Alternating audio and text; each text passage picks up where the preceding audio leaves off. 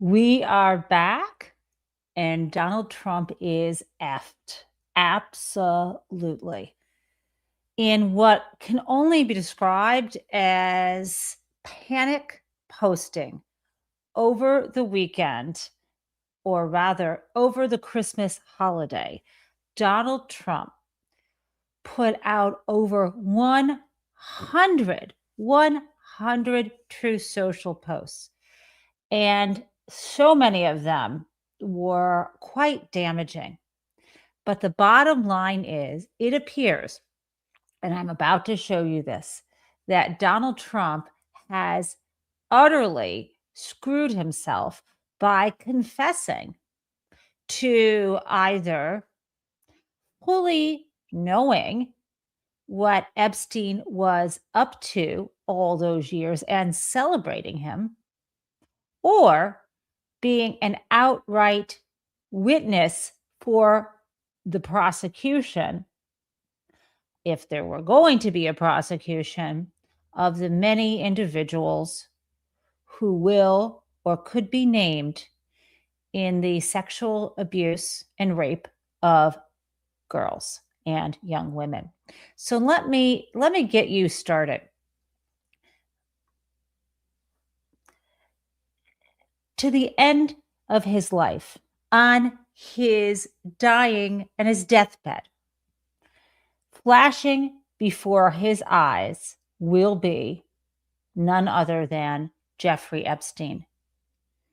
And you may remember that Donald said this in July of this year, this summer, when his lackey, Attorney General Shamala Bondi, was trying to say, we've looked at all the files. There's nothing here. There won't be any further releases. Done and done. There are no cases to bring other than what were brought against Epstein himself and Ghislaine Maxwell. Remember that? And Donald Trump could not stand that people were still talking about Jeffrey Epstein. Well, guess what, my friends? That was July. And we are now in December. We are almost at the beginning of January. It is nearly 6 months later, and we are still talking. So Donald said, I don't understand it. Why they would be so interested. He's dead for a long time. He was never a big factor in terms of life. Remember when he said that? Well, over the weekend, he changed his tune.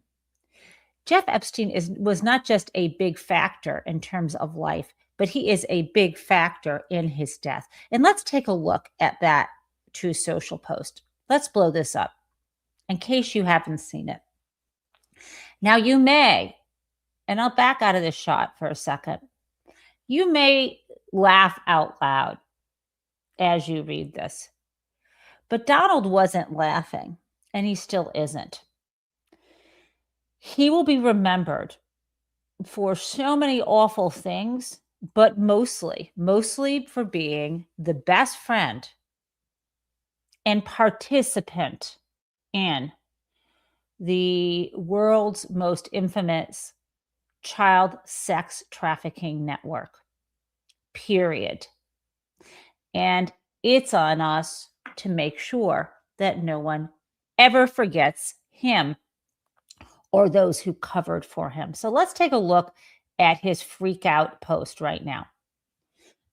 This literally was on Christmas. This is half of that particular True Social, but this is the part I want you to hear. Merry Christmas to all, including the many sleazebags who loved Jeffrey Epstein, gave him bundles of money, went to his island, attended his parties, and thought he was the greatest guy on earth. There's more. Only to drop him like a dog when things got too hot. falsely claimed they had nothing to do with him, didn't know him, said he was a disgusting person, and then blame, of course, President Donald Trump, who was actually the only one who did drop Epstein, and long before it became fashionable to do so. Oh my God. Do I need to break this down for you? It is early in the morning, and I would like to, just for our own sake, so we're on the same page.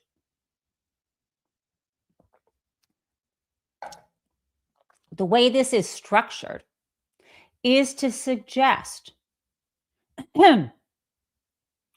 that Donald, like these other people, loved Epstein too, but got in there and dropped him before it was fashionable to do so. Now, let me say, Donald Trump still has no idea what people do with dogs. Drop him like a dog. I got to tell you, if I saw Donald Trump dropping a dog on the ground, I think I would run toward him and tackle him and punch him in the jaw. And I am not a violent person. And in fact, got to tell you, keep me away from that man. I would not punch him, but I'd be tempted to spit in his face because of what he has done to women and girls in the society. So, good thing I won't be going near him. Now, let's be clear. This is what it says. He is trying to center himself, saying that these terrible men who praised him, who partied with Epstein, who gave him money, walked away from him and are now claiming they knew nothing about the guy. Sure sounds like Donald Trump, right? And the thing is, you got to remember that last week, Donald was saying, or up until some of the latest drops by the Department of Justice, the deadline being December 19th, which they have blown through and not complied with the law he signed. Up until then, he was wavering back and forth and back and forth. First, he was saying, let's get it all out there, when he thought that he had no choice because the Republicans were going to pass the law. Then he was wavering back and wobbling back to his position of these poor people who all they did was associate with the guy, and now their names are going to be besmirched. And now he's suddenly throwing all these people under the bus. However, of course, what comes later is his claim that these are all Democrats, and so it's fine. Just release the names of the Democrats. Now, let's go, before I go through this a little more, as you probably know, also, we found out right before Christmas that the Department of Justice supposedly suddenly found 1 million files that they had not realized were there, supposedly. This is Pam Bondi's team. And that therefore, it was going to take round-the-clock work for people to sort through that, redact when they're not supposed to be redacting, mind you, anything other than victims' information, before they get those out. This is their excuse for not meeting the December 19th deadline. Well, Donald Trump's also freaked out about these million files, probably because he has no idea what's in them, probably because maybe they've been lying to him about the existence of these files. Now, there's some theories on that, but I'm not going to get into whether these files were always known to be there, whether these folks are just incompetent. Now, you may think, not files, I'm sorry, 1 million pages of documents, I think. Now, 1 million pages sounds like a lot until you think about this in lawyers' terms and bankers' boxes. And, basically 40 bankers' boxes, and you've seen bankers' boxes, what those little file boxes are, right? The file boxes that you can kind of grab with your hands. 40 of them would be about 100,000 pieces of paper. So we're talking about 400 boxes. Now, sure, 400 boxes is a lot, but let's keep in mind that 400 boxes could have been stored off-site somewhere, and some idiot didn't notice that they were there. And that idiot being Shyamala Bondi, maybe at the DOJ, or maybe Kash Patel at the FBI. We do know apparently that I think these came from the Southern District of New York, where these where the case against, I believe, Ghislaine and also Epstein, well, his was going to be prosecuted. So you can understand that these files were sent down to Washington, and maybe someone whose job it was to store them away got fired and they didn't realize it. This incompetency seems quite plausible. Now, let's go back though to why I call this a confession, right? Let's look at Donald Trump and his relationship with Jeff Epstein, some of which we've known, and you've seen some of these slides, and some of which has come out now with the document dumps. Okay. So Donald Trump said, and this, I'm taking this one out of order. Let me just go back. That people, this is how he put it, who loved Jeffrey Epstein, thought he was the greatest guy on earth, attended his parties, and so on, right? Let's take a look. Do you remember this? This article from 2002, the key pull quote from this article by Landon Thomas about Jeffrey Epstein. This is what Trump said. I've known Jeff for 15 years. Terrific guy. The magazine reported Trump saying in a phone interview, he's a lot of fun to be with. It is even said that he likes beautiful women as much as I do, and many of them are on the younger side. No doubt about it. Jeffrey enjoys his social life. Terrific guy. That is, greatest guy. Same thing in Donald's world of hyperbole. A lot of fun to be with. Okay. Or loved him. Terrific guy. Okay. That seems there, right? Got it. How about this? Remember that Epstein moved in to Les Wexner, head of Limited, businessman from Ohio, moved into his mansion on 71st Street, walking distance to Donald. Not clear that he actually owned it when he claimed he did. It was only later. We also know Epstein in 1990 bought a house in Palm Beach, just a 4-minute drive to Mar-a-Lago. That absolutely tracks, of course, with his having a close relationship. They were in the same mansion owner party circuit. This is him going to a restaurant in the 1990s. Of course, Donald said he's known him for 15 years. This tracks. This is around the time Donald's at a casino business. This was a restaurant opening in New York. And here is Donald with Ivanka and Don, it looks to be Don Jr., hanging out, or could be Eric, I can't tell from the side of his head, hanging out with Jeffrey Epstein, his children, at a restaurant. Sounds like he loved the guy. What else? Donald hosted a memorial for Robert Maxwell.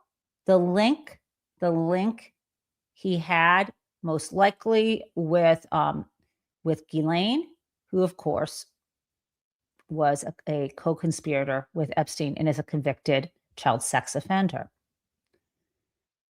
I'm putting this here now, even though it isn't Epstein related, because it's Christmas related. Let's just drop a footnote. In 1992, this was a Christmas feature.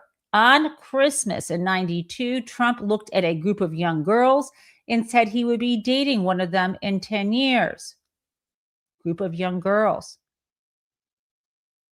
Just as a footnote, you might know that when Donald Trump was answering the phone calls, he was answering the phone calls on Christmas Eve. He's in that room with Melania in the White House, looking very uncomfortable to be in the same place. And it is creepy as hell. But Donald Trump answered a call and asked a young girl on the phone, let me just pull this up, something to the effect of,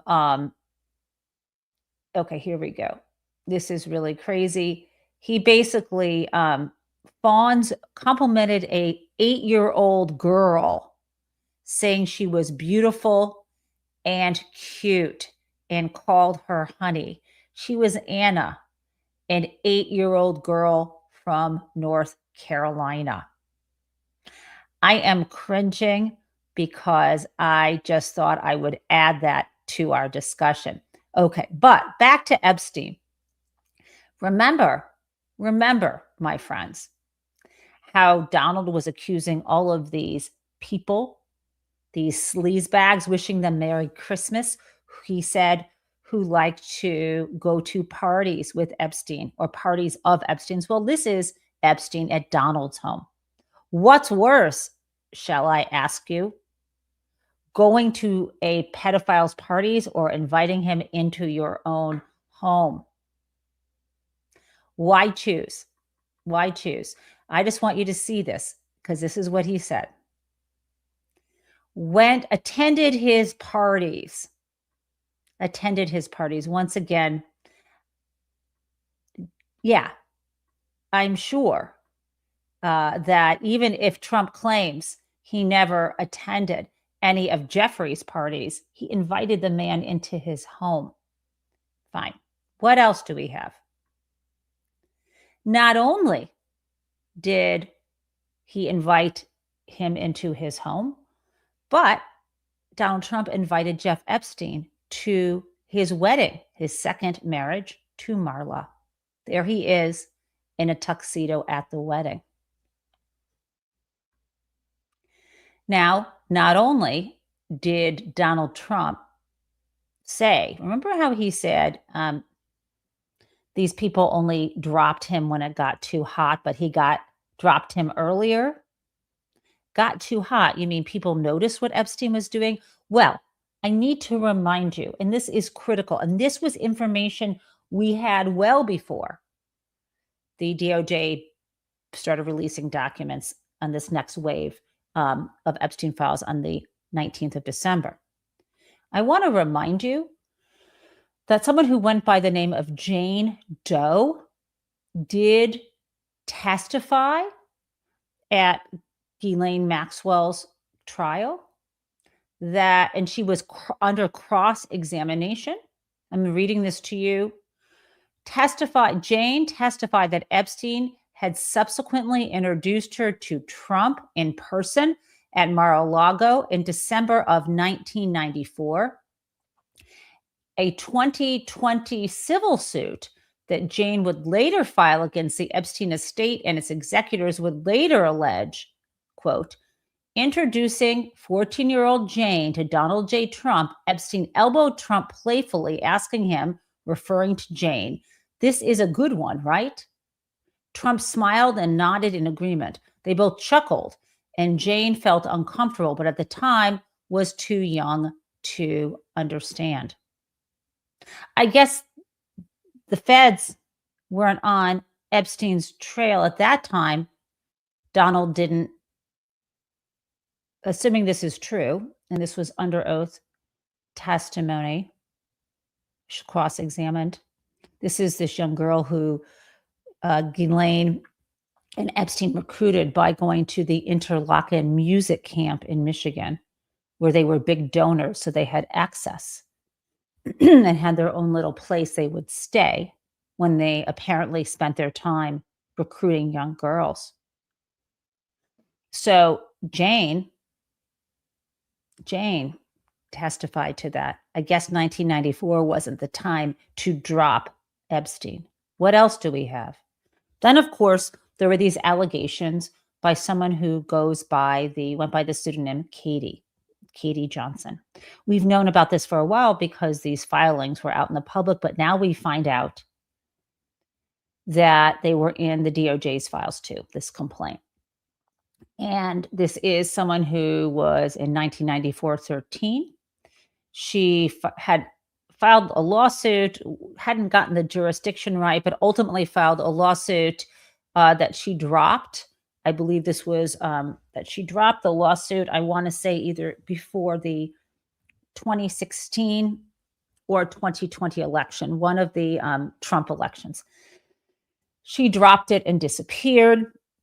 Here is what she said, what this says. Katie Johnson's shocking allegations first emerged in a lawsuit filed in California in April this year. She claimed she was raped by Donald Trump when she was a 13-year-old in 1994, but now she has dropped the case. Keep in mind that dropping a case after receiving threats or a private settlement is common. In fact, in the Epstein files, this is a technique that Epstein used. It's quite possible, given that both Epstein and Trump were accused here, that Epstein arranged for that. We don't know. Then, of course, there was 1996. Again, was it too hot for Donald Trump when he was in a room where at night at Epstein's place of work, when he was staring at Maria Farmer's legs? She was in her early 20s, but when she came in the room, she was Epstein's assistant. There's a long story about, of course, Maria Farmer being vindicated. But hold on one second. Epstein entered the room, and she recalled Trump saying, no, she's not here for you. The two men left the room. Ms. Farmer said she could hear Mr. Trump commenting that he thought Maria Farmer was 16 years old. Maria Farmer has unimpeachable credibility. Maria Farmer, and this is her sister Annie, Maria reported Donald Trump that year to the FBI. Folks have been denying her truthfulness, and this came out in the Epstein files, and she broke into tears when she saw evidence that the FBI knew about her complaint. What had she complained about? She complained that Jeff Epstein was in possession of child pornography. What was that? Well, Maria, who was an artist, Maria Farmer, had photos of this sister Annie and their younger sister, both of whom were young teens, not young women yet. And these were photos she was drawing from. As you know, if you've ever been an artist, drawing nude bodies is something that actually helps you understand anatomy. These were her sisters, so she felt comfortable drawing those. Well, Epstein stole those from her, and she reported him. And if they had actually done a decent job investigating this very rich man from Palm Beach who had ties to billionaires and apparently foreign intelligence, they didn't, right? I'm laughing because it's sick. This man could have been stopped. Okay. But guess what? Donald Trump was in the room. Now we have two examples of credible witness saying he knew what Epstein was up to. Okay. Then we have, I got to say this. Let's go back to that first slide. It was a total flippin' confession. Let's look. We've checked the boxes. Okay. Sleazebags who love Jeffrey Epstein. Okay. He loved the guy in that way that Donald Trump talks about loving people, right? Loved the guy. Let's skip the bundles of money for a moment. Went to his island. I don't know about that, but he attended his parties. He thought he was a terrific guy, and he did drop him, right?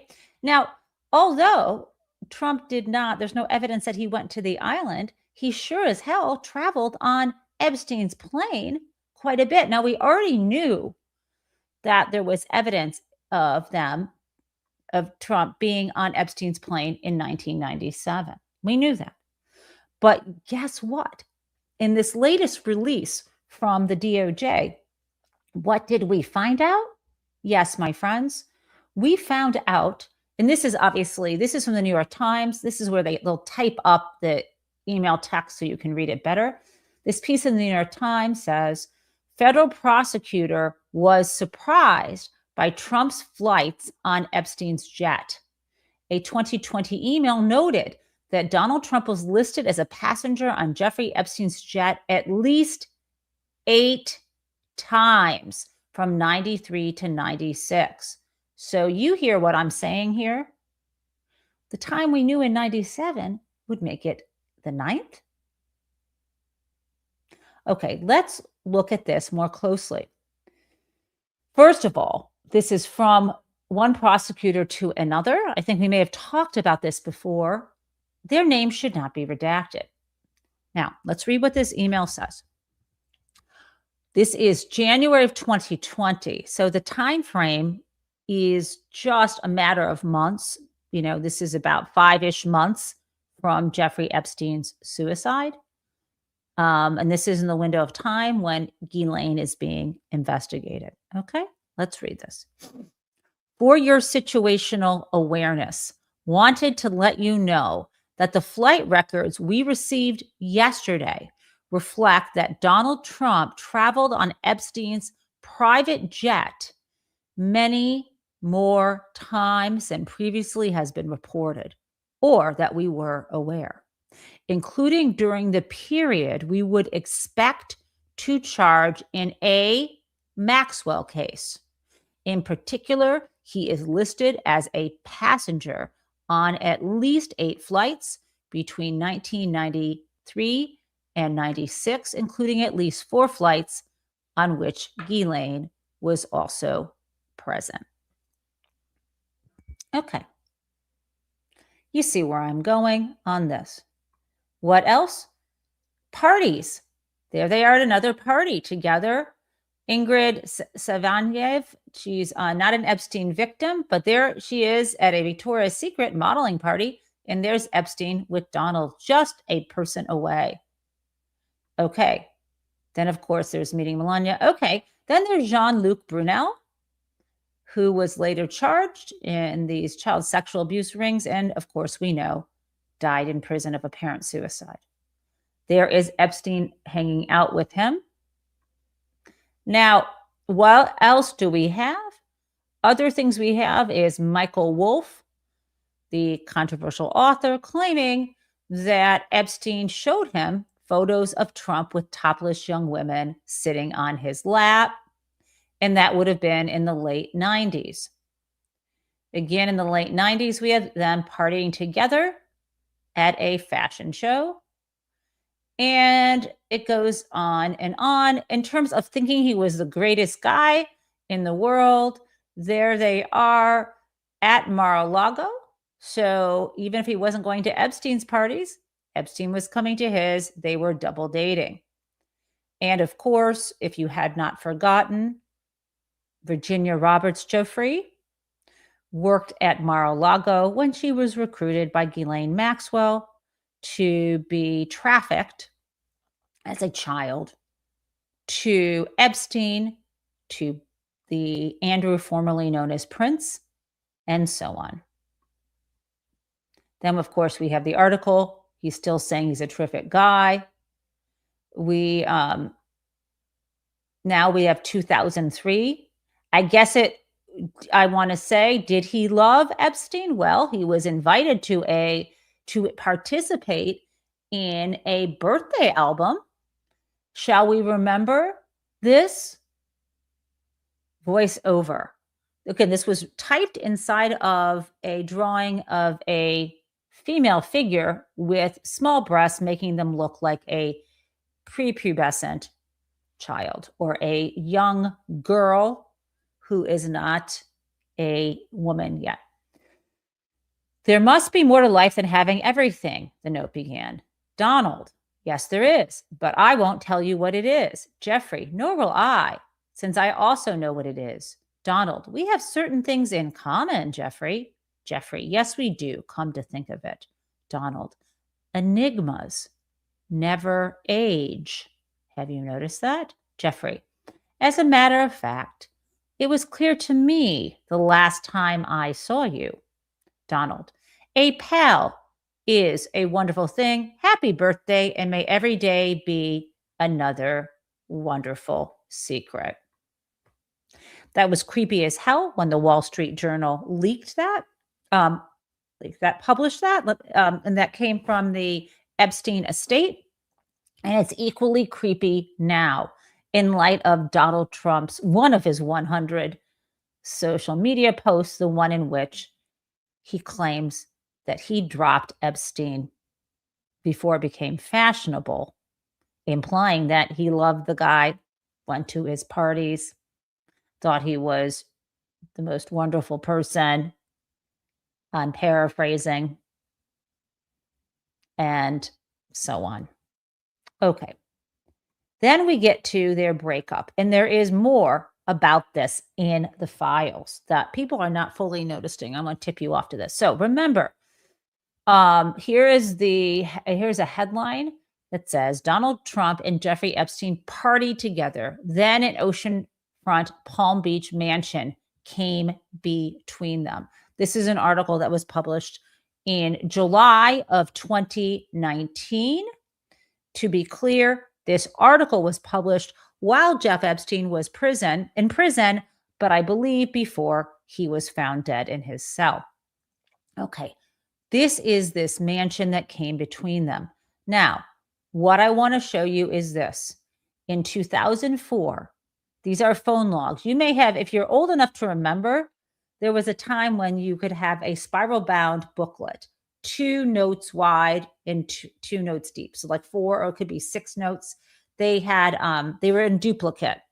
I'm trying to explain this to you, and I'm not doing a very good job. But remember, there's the pink on top, and underneath there was the carbon copy. You wrote on the top, and there was it would make an impression underneath in the yellow or the white underneath, so that someone would take a note if you were at a law firm or a business, or you're a wealthy gentleman, not like if you're a creepy guy like Epstein, someone would answer the phone, and the person who would answer the phone would say, Donald Trump is calling, and write down the phone number, and then tear off the pink top slip and give it to you. But there would always be a record of all the calls in case you lost the pink slip or it blew away in the island breeze or what have you. So just to be clear, this is November of 2004. And you can see that because one of these has the actual date, 11/16/04. We have a call from Donald Trump one day at 5:15 p.m., it appears. And then we also have the next day, maybe at 5:18 p.m., Donald Trump calling. Now, why would he have been calling on that day?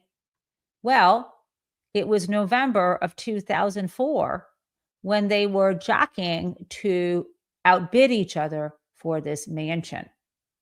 Now, as the story unfolds, apparently Jeff Epstein told Trump about this. Now, keep in mind, Jeff Epstein already had a mansion in Palm Beach, Florida. This one that went up for sale, the person who owned it was maybe going through a bankruptcy, having trouble.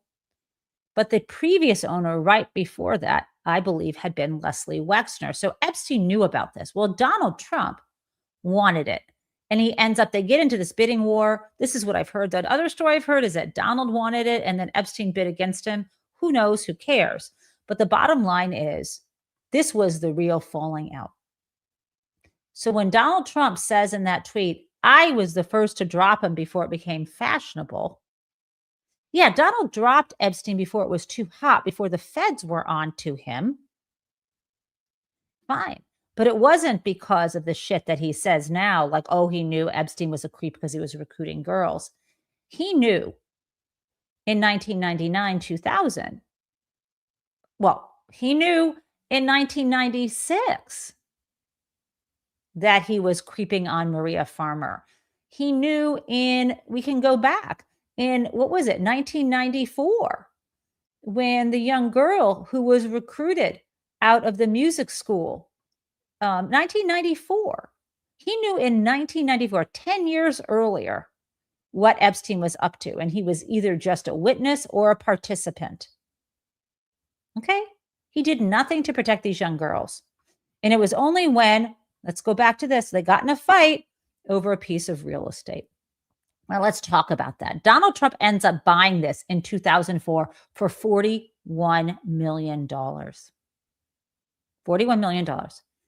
And then in 2008, in the height of the real estate and mortgage crisis, when properties were declining in value, he was able to sell it for, what was it? Like here, 90, here we go.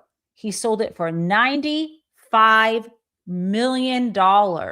It was curious. At the time in this article, someone said Trump bucks US trend with $95 million home sale.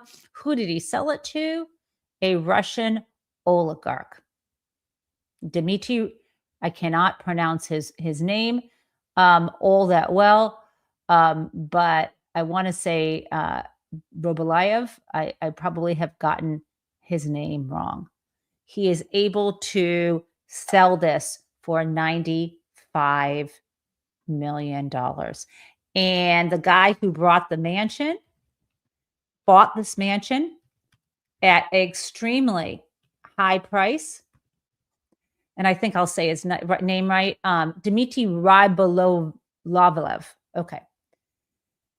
He ends up tearing it down and then years later rebuilding and reselling it. Now, if you know anything about money laundering, one way you can launder money is to pay too much for something. Now, what would Donald Trump's role be in this? He gets a piece of it. So let's imagine, I don't know how the numbers worked out.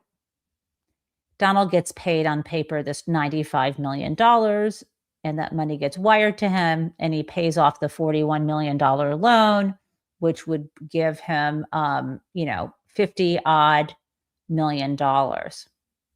He could kick back a portion of that to this Russian oligarch, because if he's involved in either trying to get money out of Russia when he shouldn't have been, or some shady other business, if this is a way to legitimately try to move money through the system, I might be getting I'm hypothesizing, but just so you know, the fallout with Epstein was in 2004.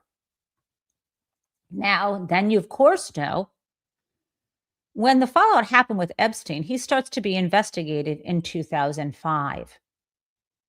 What you may not realize or remember is, as we've suspected, as LB, Stephanie Koff, you know her as Lincoln's Bible, has often said about this, everyone thinks that Donald Trump dropped the dime on Epstein around then. Remember, this is November of 2004. Trump wins this bidding war. He's pissed off at Epstein because it's driving the price up of what he needs to pay for this home. And it's in 2005 that finally the federal authorities and then the local authorities in Florida start to investigate Epstein. Now, I know that, and I say drop the dime, but there were family members who reported Epstein. But I do imagine that the authorities went to Donald Trump, and at that point, he was cooperating. This is something that Mike Johnson said, right? So if you look at all the things Donald Trump has said, constantly contradicting himself, what makes the most sense is that when things got hot, Donald Trump turned on others, tried to distance himself, say he had no idea this was going on, and while at the same time tried to cover all this stuff up. He is a bunch of contradictions. I think that somehow he thought he could never get caught, but he is wrong. So remember, this is one of the key things. Epstein ends up having the federal case dropped against him, some kind of covert settlements. The federal indictment, we have not seen yet. The draft indictment, the draft. That's what we want to see. It's the most important thing in these files, unredacted. Who else was listed there? Who were the co-conspirators at that time? Who got entered into settlements? We want to know why Alex Acosta, who is a U.S. attorney in Florida, the federal prosecutor, why he let Epstein skate just on state charges, all of that, and we still don't know. But of course, there's more, right? We have seen this Jeff Epstein and Ghislaine Maxwell, right? We saw this recently. This is this email from Ghislaine. I think this came from the Epstein estate. This did not come from the recent document release. This was of high importance, sent from Ghislaine to Jeff Epstein, saying, I'm sorry, sent from the first was high importance to Ghislaine from Epstein. High importance because this is bothering him. I want you to realize the dog that hasn't barked is Trump. Victim spent hours at my house with him. He has never once been mentioned. Police chief, etc. I'm 75% there. And then she says, I have been thinking about that. So this is what's going on. Donald Trump thinks he should get pat on the back because he dropped Epstein, because he helped drop the dime on Epstein. Even Epstein and Maxwell, they have been thinking about this, and they were thinking about this in 2011, just a couple years after Epstein got out of prison. Still thinking. I'm 75% there means he thinks not just it's more likely than not that Donald Trump was cooperating with them, but that Donald Trump, well, let me say that he thinks it's more than more likely than not that if he's 75% there, he's not certain, but he's almost certain. Okay. And remember, we also get this other stuff. Now we get to 2015. And this is where Jeff Epstein gets over his skis. Epstein is just as obsessed with Donald Trump as Donald Trump is obsessed with Epstein. In the run-up to the election, he is talking to Michael Wolff. He's trying to figure out if he can kind of use the dirt he has on Trump to protect himself, right? Epstein would want that to protect himself. Mutually assured destruction. I rat you out if you rat me out kind of stuff. But also maybe using it to help himself get a position in the administration. All of this, I would like to point out to you. Now, I think I've got some new stuff here.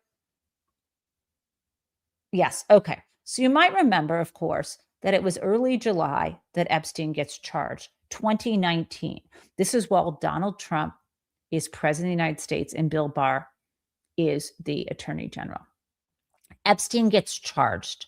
And it is in this window of time that other names start to come up. So this is while Epstein's in prison, but before he is found dead. And here is, again, a New York Times example. They've typed this up. None of these names should be redacted. From blank to blank. The subject is co-conspirators, July 7th, 2019. Blank. So this is right after Epstein. Let's just be clear. July 7th. And this was July 6th when he was due in court over sex charges. Okay, this is in the same window. Blank does not need to head out. We made contact with blank last night in New York. Contact was made with blank. Blank, blank. Attempts were made to blank and Brunel. Blank is confirmed to live in New York, but was away for the holiday weekend. We did not have a good address for blank, but attempt was made at a residence in New York. Attempts to Maxwell are being made in Boston today. Blank will be approached in Florida, blank in New York, but haven't as of yet. And of course, there's this other part about, there's this other part that we saw in the rest of that email, as you remember, about Les Wexner in Ohio. So this is that time frame right after Epstein is charged, but before he's gone. They have a list of people. The Trump DOJ has a list of people that they are approaching. They also, as we saw last week when we talked about this after the after the July 19th, remember Friday, July 19th, and then Monday, the 22nd, last Monday, there was that sort of quick leak, and then it went down, then it went back up again. And there was that really, in addition to this email, there was that really important email saying there's a memo setting out, I think it was at least 10 individuals and some corporations that could be charged. What happened to all those people between 2019 and now? What happened during the Trump administration? What happened during the Biden administration? We deserve to know. Now, we also have then, before Epstein was found dead, he arguably, and I think he did, sent out a letter he was trying to send to Larry Nassar. And he was trying to send it from this correctional facility. Now, people have said, oh, no, it was postmarked from this other place. People have gone back and forth on this. But the bottom line is, what we do know is when this was found, when it came back, I'm sorry, because Nassar was no longer at that facility, when it came back to the prison, it ended up in the FBI files. And apparently, they sought in 2020, just shortly after this, a handwriting analysis. We don't know the results of that, but let's look at this. This is what he wrote. We've looked at this before, and he's mostly angry at Donald Trump. He writes to Larry Nassar, who's been convicted of abusing young women and exploiting his position as a coach, college coach. Our president also shares our love of young nubile girls. When a young beauty walked by, he loved to, quote, grab, snatch, and, quote, wherever we ended up, something in the mean, snatching grub in the mean halls of the system. Life is unfair. Yours, J. Epstein. Now, there is, of course, folks who are saying he didn't write this, but there are also people putting up examples of Jeffrey Epstein's handwriting. I am not a handwriting expert. I can't tell if it's the same handwriting. Looks like it. What do I know? But I would like to see the result of the full handwriting analysis, the comparisons they used, and have another independent handwriting expert tell us. We deserve to see that. Now, of course, thereafter, we know Epstein dies, apparently of suicide in prison. Then a year later, July of 2020, Ghislaine Maxwell is charged. Of course, that was also under the Trump administration. She ends up being tried and convicted and sentenced under Biden's administration. And of course, Trump saying he thinks Epstein might have been killed and wished Ghislaine Maxwell well. We have Brunel also found hanged in prison. And then we get to now. They come in, this Trump administration claiming they're going to release the full Epstein files, and they don't. So that's where I am with you. I believe Donald Trump is absolutely losing his mind. I think his his post on Truth Social was very close to a confession. And let me just tell you, our friend of the show and my friend in real life, Joyce Vance, had something really brilliant to say about this. And so remember, this post, right, that I say is quite a confession. So Joyce Vance in Civil Discourse, right? This is, let me just find this for you. She puts out this Substack newsletter, and let me just say this to you because I want to find. She had this turn of phrase here that I thought was utterly brilliant, and that was that she thinks. Here we go. I'm going to share this with you right now. If I can open this up.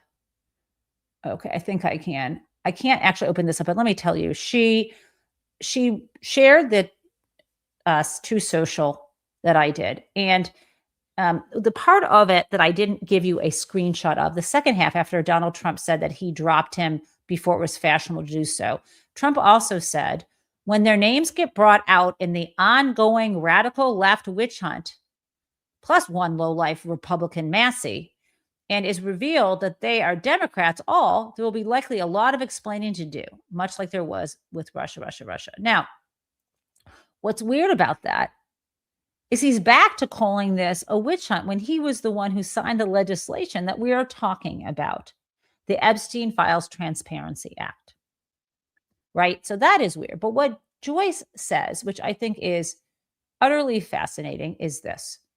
She says, let's look deeper and see what he is really telling us. Donald Trump suggests that he has a lot of information to offer about Jeffrey Epstein, which makes sense given all the photographs of them together and documentation of their close relationship, right?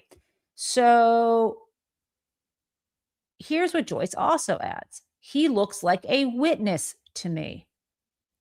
And she hits these specifics. In his social media post, Trump offered up some specifics that he might have more information about. 1, people who love Jeffrey Epstein. 2, people who gave Epstein bundles of money. 3, people who went to Epstein's islands and parties. And 4, why Trump dropped Epstein long before it became fashionable. Now, she says, of course, she is being somewhat tongue-in-cheek here. And it's unlikely that there will be congressional hearings. But I agree with her. He is admitting more than he may want to choose to admit. Now, we have so much more to talk about, and we will on tomorrow's show, including this. Donald Trump's days are numbered, quite literally. He only has at most 1,118 days at most left in office. And that may seem like a lot to you, but to me, when something is finite and I can count it, I am happy. And I'm also happy that he may not last that long. Maybe he'll retire. Maybe he'll get impeached. I don't know. What I also know is because the end is in sight, we may not lose sight of all of the people, especially including members of the administration and his sons, who have arguably engaged in criminal behavior. And so tomorrow, teasing this out, we're going to talk about the Wall Street Journal article about how Donald Trump and others make money.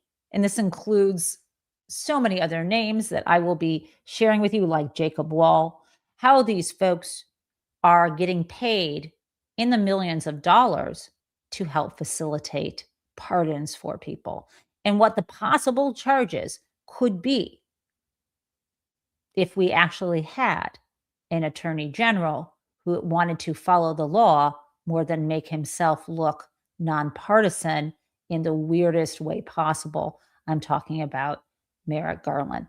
All attorneys general should be nonpartisan. None of them should be gunning against specific enemies, and all of them should be prosecuting crimes they see in plain sight.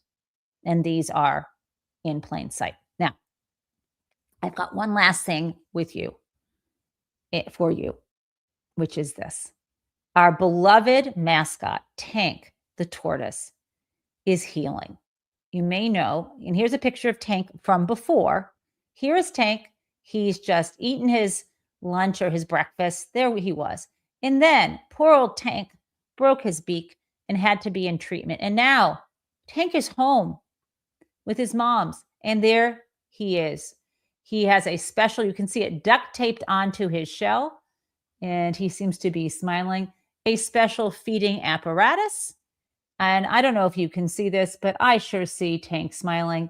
And I have another Tank picture. There Tank is in profile. He does look happy and healthy.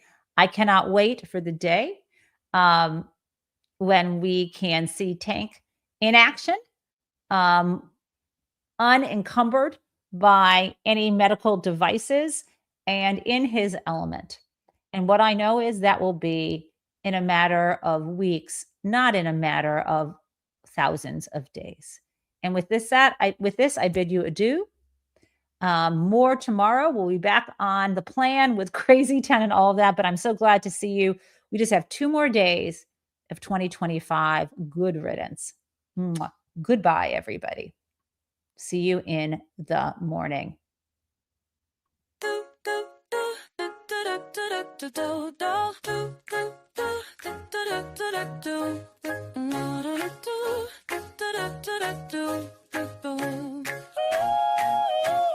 Hello, prison mates. It's the Gen Taub Show, where welcome everyone. Let's learn about what is happening in politics yesterday and today. There was hope, and we are together in this democracy we work for. And again, welcome to the Gen Taub Show.